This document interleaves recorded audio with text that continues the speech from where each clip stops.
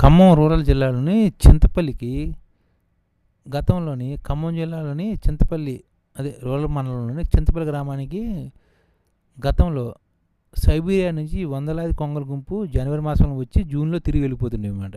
ఇక్కడ మంచి పంట పొలాలు, కూరగాయ తోటలు, చింత చెట్లతోటి రమణీయంగా ఇక్కడ చెరువులు ఉండడంతో కొన్ని వందల సంవత్సరాల క్రితమే ఈ సైబీరియా కొంగలు శీతల ప్రాంతం కావడంతో సంతానోత్పత్తికి అక్కడ అనుకూలంగా ఉండదని వేలాది కిలోమీటర్లు ప్రయాణించి ఇక్కడ ఈ చింతపల్లిలోని చింత చెట్లపై గూళ్ళు కట్టుకుని 6 మాసాలు తమ పిల్లలతోటి ఇక్కడ గడిపి తిరిగి ప్రయాణం అవుతూ అనమాట. ఈ వాతావరణం అక్కడ ఎంతో బాగుగా ఉండేదన్నమాట. ప్రస్తుతం ఏం జరిగిందంటే ఈ కొంగలు రాకంతో అప్పట్లో సందడిగా ఉండేదన్నమాట. కానీ ఇప్పుడు ఏంటంటే కొండల గుడ్లు తినడానికి కోతులు వచ్చేస్తున్నాయి అన్నమాట. కోతులు ఇక్కడ ఎక్కువైపోయాయి. ఈ కొంగలుని భయం పెట్టేస్తున్నాయి అనమాట. ఈ కొంగలు గుడ్లు పెడతాయి చూసారా, పిల్లల్ని పుట్టించుకోవడానికి. వాటిని ఏం చేస్తున్నాయంటే కోతులు గుడ్లు పగలగొట్టి గూళ్ళు చెల్లాచెదురు చేసి కోతులు అట్లా తినేస్తున్నాయి అనమాట.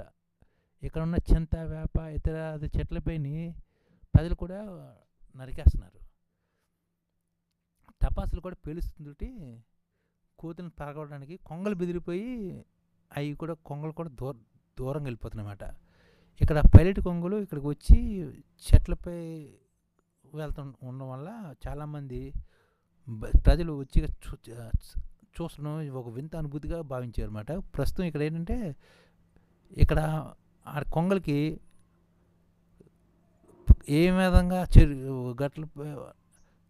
చెట్ల మీద వాలినా గట్ల మీద వాలినా గ్రామస్తులు ఏం చేయకుండా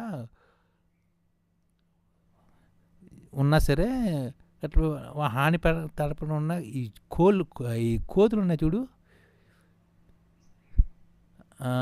ప్రజలు అంటే ఇక్కడ ప్రజలు ఈ సైబీరియా కొంగల్ని చాలా ప్రేమతో చూసుకునేవారు అన్నమాట. వాటిని కానీ భయభ్రాంతులు గురి చేయడం, వాటిని భుజించడం, చంపించడం ఇలాంటివన్నీ చేస్తే గ్రామ బహిష్కరణ కూడా విధించడంతో పాటు దేశశుద్ధి కూడా చేసి వాళ్ళని పోలీసులకు అప్పగించారు అన్నమాట. ఇన్ని చేసినా సరే ఇక్కడ కోతులు పెరిగిపోవడం వల్ల పాపం ఈ ప్రజలు కూడా బాధపడుతున్నారు. దీన్ని మనం బాగా అర్థం చేసుకోవాలి. ఎందుకంటే ఇక్కడ ఈ కొంగలు అంత దూరం నుంచి ఇక్కడికి వచ్చి గుడ్లు పెట్టి 6 నెలల నుండి వెళ్ళిపోతున్నాయి. అది ఎంతో ప్రకృతి రమణీయమైన ప్రాంతం అనమాట. ఈ ఖమ్మం జిల్లా రూరల్ మండలంలోని చింతపల్లి గ్రామం అనమాట. దీన్ని మనం ఎంత పర్యాటకంగా అభివృద్ధి చేయాలి, అది మనం ఆలోచించవలసిన విషయం.